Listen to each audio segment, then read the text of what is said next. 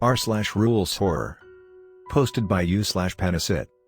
Multiple fatalities at haunted/cursed objects exhibition. The haunted/cursed objects exhibition, which featured items that had caused gruesome deaths of their owners or anyone else that got close to them, was another stunt by Professor Melvin. Professor Eric Melvin was one of those professors who thought he was too good for this little community college in Shady Grove, Maryland. I took his art history class, which he never shied away from telling everyone he had no time for. I was shocked to see that his teaching slides were just blurry photos that he took of the pages from a textbook with his phone.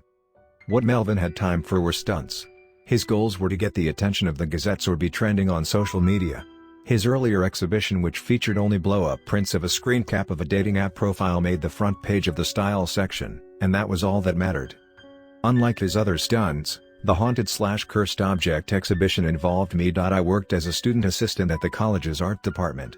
My jobs consisted of making photocopies, answering phones, and taking turns with other assistants to guard the gallery until 8 p.m. Melvin asked us assistants to help with the setting up of the haunted/cursed objects show. We all politely declined, which annoyed Melvin a bit. He stared at me with the "just you wait" look. I came from a superstitious culture where there was always someone who knew someone who had fallen victim to dark magic. No one could pay me enough to touch those literally cursed things.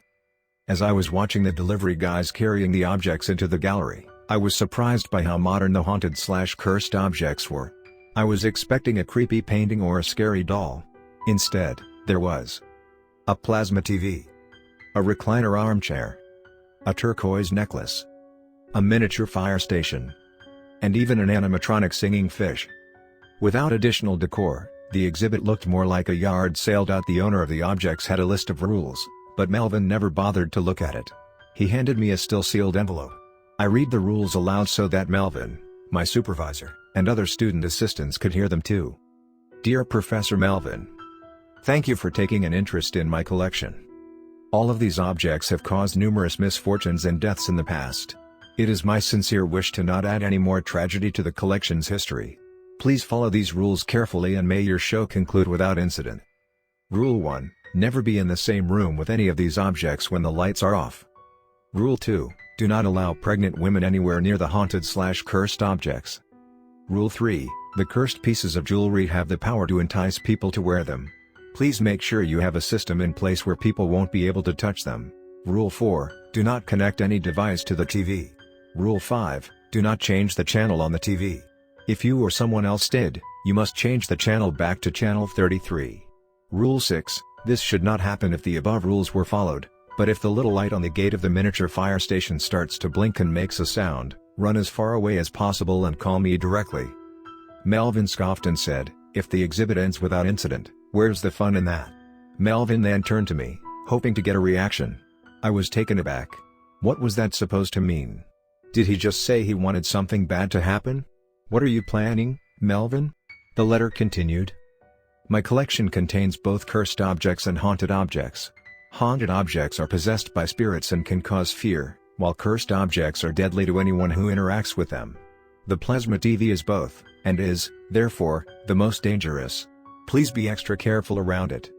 I took my concern about the assistant's safety to the dean, whose office was right next to the gallery.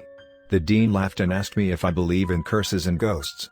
I said that in Thailand, there was a phrase that said not believing is fine, but don't disrespect just in case, and that was my stance. The dean shook her head and just told me that if I was so scared then don't break any of the rules. For the first time working there, I felt less like a student talking to a well-meaning professor, and more like an employee whose concern was being brushed off by an apathetic employer. The first night with the haunted/cursed objects inside the gallery, I was guarding them with another student assistant. We behaved just like any other night as we just sat in the mailroom and watched YouTubers play Dead by Daylight. We could see what was going on in the gallery next door through the CCTV monitor. At 7:30, both of us heard a very loud thud coming from the gallery. I didn't see anything abnormal on the CCTV, so the other assistant and I both walked over to the gallery to check. We both saw a squirrel with its neck broken lying dead in front of the plasma TV. I didn't know how it got inside. That was enough for me to creep me out and wanted to call it a night, even if it was a bit early. Something I hadn't thought about until then was that I had to turn off the lights, but the switches were at the far end of the gallery. I would have to walk out of the gallery in the dark, breaking rule number 1. To avoid breaking the rule, I told the other student assistant to keep the door open and light the room up a bit with her phone's flashlight. It was a good thing that we both came from a culture that believed in curses and hauntings, so I didn't have to work too hard to convince her. I shut off all the lights and ran out. The other student assistant asked me what I would do the next night when I would have to guard the gallery alone. I told her I would probably just leave the gallery's lights on for one night. I got to the mailroom the next day at around 10 a.m. and there was a commotion. One of the haunted/cursed objects, a turquoise necklace, was missing. I asked my supervisor bluntly if it was our fault, but one of the professors said he saw it early that morning, which meant that it wasn't stolen overnight. Since this had nothing to do with me, I just went to class. In the evening, it was time for me to guard the gallery alone and I started the night by just watching people play Dead by Daylight to pass the time. In between one of the matches, I looked over at the CCTV monitor and saw a lanky man in ragged clothing staring at the plasma TV.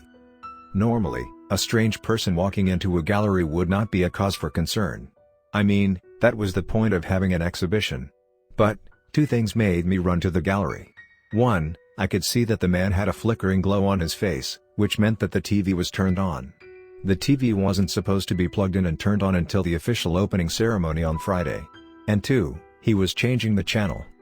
The man did not notice me despite me asking him repeatedly to step away from the TV so that I could switch it off. I considered just pulling the plug, but the man looked scary. What if the moment I unplugged the TV he decided to jump me? The man kept staring at the plasma TV with his mouth slightly open, seemingly in a trance. Up close, I could see that he was unshaven and his eyes were bloodshot red. His fingers kept pushing the button that changed the channel, despite the screen only showing static. I did not know what to do. The man technically wasn't doing anything wrong since we didn't announce the rules to the public. There wasn't any sign that said don't touch the TV and don't change the channel. I can't tell the security guard to kick him out just because of his disheveled appearance. This is a public college, so he has the right to be there as much as anyone else. I decided to go back to the mailroom to watch more YouTube videos, hoping that he would leave on his own before closing time. When it was 8 p.m. and he was still doing the same thing, I called my supervisor to ask her about my options. She said to ask the security guards at the front of the school for help. I brought 2 security guards back with me to the gallery. Once we arrived, we found the man seemingly strangling himself on the floor in front of the plasma TV. The TV screen showed a very old black and white POV shot of a person being strangled by another man who had a sadistic glee on his face. One of the security guards rushed in to help the man while the other one radioed his superior to call for an ambulance. I was horrified by what I saw. The face on the screen of a smiling man started out staring downward at the person he was strangling. But after a while, he looked up right at the camera like he was looking at me. As I was backing away from the chaos, an elevator next to the gallery made a sound. Someone was coming down from the 4th floor? No one should have been upstairs since this was already past 8 p.m., and our building did not have any night classes. Once the elevator door was opened, a cleaning lady who was inside turned around. Her eyes were gouged out and there was blood all over. She held her hands up and ran out of the elevator toward me. She tried to grab onto my shirt collar but her hands missed, and she collapsed on the ground. She was wearing the missing necklace. I was so scared, I was on the floor and didn't even remember falling. The security guards, who looked shocked and traumatized themselves, told me that I didn't have to wait for the paramedics with them. And so, I just bolted home. I had a hard time sleeping that night, with the image of the cleaning lady without her eyes rushing toward me burning into my brain. I decided to go back to the college the next day to rip everyone a new one. The dean, my supervisor, and especially Melvin for allowing this to happen. I also just wanted to get some updates on the cleaning lady and the man. On my way to the department building, a pregnant woman was walking right beside me. As we got closer to the entrance of the art building, I realized she was about to go through an entrance close to the gallery. Remembering the rules about pregnant women, I stopped her. I politely asked her what was she there for. She seemed annoyed and answered that Professor Melvin asked her to meet with him for an acting job. She was going to be in his experimental films. He asked her to wait for him inside the gallery. There was no doubt in my mind, Melvin was deliberately challenging the rules. I asked the woman to wait and called the other student assistant to ask if Melvin was in. She said Melvin never showed up to his morning class and could not be reached. Before I hung up, the student assistant told me that the man who strangled himself died but the cleaning lady survived. The cleaning lady told the police at the hospital that she didn't steal the necklace. Melvin paid her $50 to wear the turquoise necklace for a day as part of his experimental film. I turned to the pregnant woman. She was not allowed to go into the building, and to go shop at the bookstore in a different building instead. I will tell Melvin to meet her there. She seemed angry, and in hindsight, I probably used the wrong words and should have tried a bit harder to convince her. But, I was about to storm the office and didn't have time to tell her about the haunted/cursed objects and the exhibition's rules. I saw that my supervisor was also at the dean's office. Before I could yell at both of them, the dean sheepishly turned her computer monitor for me to see. It showed Melvin installing something behind the TV and also plugging the TV in. The dean said that it was something that would allow Melvin to turn the TV on or off remotely. I was livid. Did Melvin plan this? I reminded everyone about the rules, then angrily told the dean about the pregnant woman I had just met and how Melvin was trying to break another rule by using her. Both the dean and my supervisor were speechless. I wanted to find Melvin right now, seriously considering slapping him. But nobody knew where Melvin was. People had been trying to contact him since last night. Then, Melvin's wife called the dean. Professor Melvin was found dead on the stairs last night. He fell and broke his neck. She said his body was contorted in an unnatural way, with his legs twisted and wrapped around the stairs railings. He died with his eyes wide open, filled with fear, glaring intensely at the front door. The dean and my supervisor were both stunned. They turned to me, trying to see if I was going to join them in being shocked. No, I was still angry, and partly at them, for allowing this to happen. The dean then avoided any more eye contact with me. I think that by that point she was a believer. Suddenly the pregnant woman from earlier appeared behind me. She had her hands on her hip and her face was full of defiance. She quickly turned to sneer at me before approaching the dean. She said that I told her that she was not allowed to enter the building, confident that this would get me in trouble. She went on a rant about how she paid taxes and that she had the right to be in any place that was public. She then asked where is Professor Melvin and that she was ready for the job he promised. The dean, my supervisor, and I just looked at her, stunned. Her confidence started to slowly fade from the woman's face as she was wondering what was going on.